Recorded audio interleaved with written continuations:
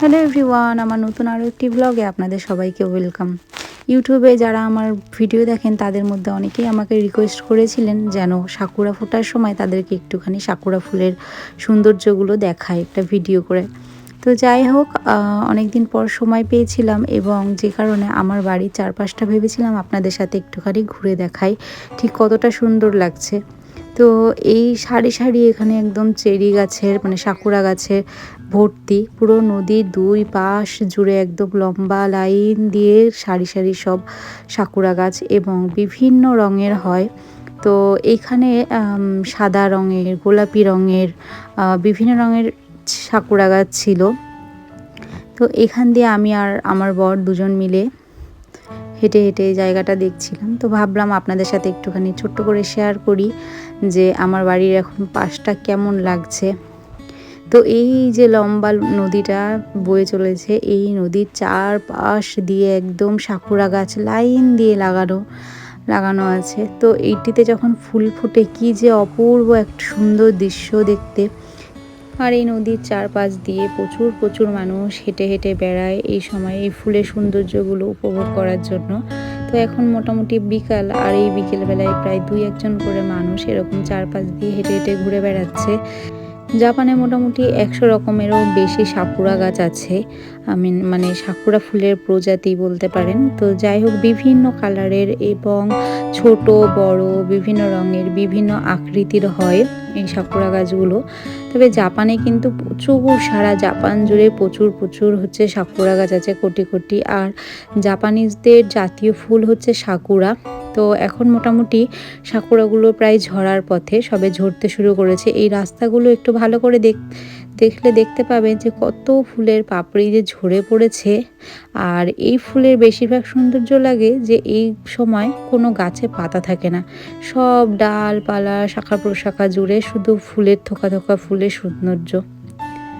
যাই হোক, এই ফুলের সৌন্দর্য কিন্তু জাপানিজরা খুবভাবে উপভোগ করে এবং এর জন্য তারা যেখানে যেখানে এই সাকুরা ফুলের পার্ক থাকে বা সাকুরা গাছের মানে বিভিন্ন প্রদর্শনী থাকে যেসব জায়গায়, সেই সব জায়গাতে তারা ছুটির দিনে সপরিবারে ফ্যামিলি সহ সব খাবার দাবার গুছিয়ে নিয়ে সেখানে গিয়ে এই জায়গাটিতে বসে বসে খাওয়া দাওয়া করেন, আনন্দ করেন, উপভোগ করেন।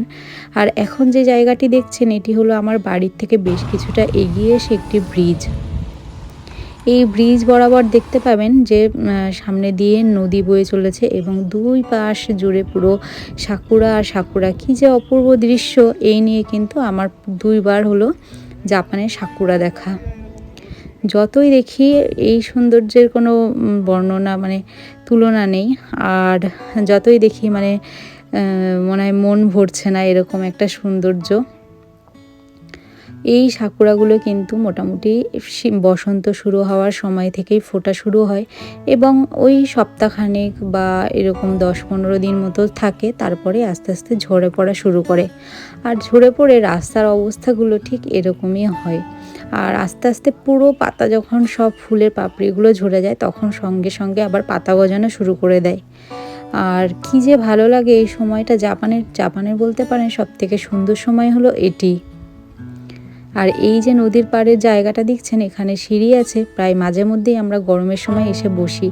আর এই সাকুরা ফুলের জন্য প্রায়শই লোকজন এসে এখানে বসে বসে সাকুরা ফুলের গাছের নিচে বসে সাকুরা ফুলের সৌন্দর্য উপভোগ করেন। আর এই যে জায়গাটা দেখছেন এটি কিন্তু আমার বাড়ির থেকে পুরো পাশে, পুরো নদীর চারপাশটা দিয়ে আপনাদেরকে আমি হেঁটে হেঁটে ঘুরিয়ে দেখাচ্ছি যে কেমন। আর এখন খুব হাওয়া দিচ্ছিল আর আমার বর হচ্ছে মাঝে মাঝে একটুখানি আমাকেও ভিডিওতে নিচ্ছিল। তো যাই হোক, আর এই পাশে দেখো বিভিন্ন বাড়ি টাড়ি আছে নদীর পাশ জুড়েই, সাকুরা ফুলের পাশে বাড়ি। আমি ভাবি যে ওরা কত লাকি যে সাকুরা গাছটা জানলা খুললেই দেখতে পায়। তো দেখো, আর এই সাকুরা ফুলগুলো ঝরে গেলেই তারপরে না এক ধরনের পোকা আসে, সেই পোকা সারাক্ষণ ডাকতে থাকে। ওই পোকাটি এই গাছটিতে থাকে, তখন কিন্তু ভীষণ ভয়ঙ্কর লাগে এই জায়গাগুলোতে আসতে, মানে পোকাগুলো গায়ে টায়ে চলে আসে। এই জন্য তখন আমরা কিছুটা সময় অ্যাভয়েড করি, যতদিন না পোকাগুলো যায় ততদিন আমরা আবার এই গাছের নিচে তখন আসি না। আর এই পাশে দেখো বাড়ির পেছনে কি সুন্দর সুন্দর ফুল ফুটেছিল। এটিও কিন্তু এক ধরনের সাকুরা, আর কালারটাও অন্য। আর এটি একটা অন্য ধরনের ফুল এই বাড়িটার পেছনে ছিল, এত সুন্দর লাগছিল। তো এই হচ্ছে আমার বাড়ির চারপাশের পরিবেশটা আপনাদের কেমন লাগছে প্লিজ কমেন্টে জানাবেন।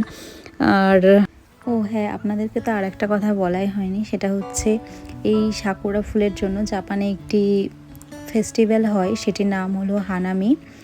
এই হানামি উৎসবটি মূলত একদম সাকুরা ফুলকে কেন্দ্র করে, এবং বিভিন্ন জায়গায় বিভিন্ন প্লেসে এই উৎসবটি হয়, এবং এতে জাপানিজরা সবাই একসাথে সপরিবারে আসেন এবং সাকুরা ফুলের সৌন্দর্য ভোগ করেন। তার সাথে একটি ছোট্ট মেলার মতো আয়োজন হয়, যেটা আমি হয়তো আপনাদের সাথে গত ভ্লগে শেয়ারও করেছি।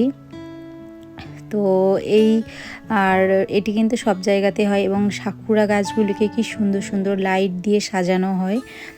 তো এরা ফুলকে কেন্দ্র করে মানে এই অনুষ্ঠানটি মেনলি হয়। আর এখানে দেখো কত সাকুরা ফুলের পাপড়ি পড়ে একদম জড়ো হয়ে গেছিলো, আমি একটুখানি ওগুলো ধরে আনন্দ করছিলাম। মানে এটা একটা সত্যি কথা বলতে একটা আলাদা ধরনেরই আনন্দ বলতে পারেন। আর একটা কথা হচ্ছে, জাপানে এই সাকুরা ফুলকে কেন্দ্র করে মানে বিভিন্ন ধরনের ড্রিঙ্কস, আইসক্রিম এইসব পাওয়া যায়, খাবার দাবারও পাওয়া যায়। তো যাই হোক, আজকের মতো ব্লগটা এখানে শেষ করছি, আমরা এখন বাড়ি ফিরবো।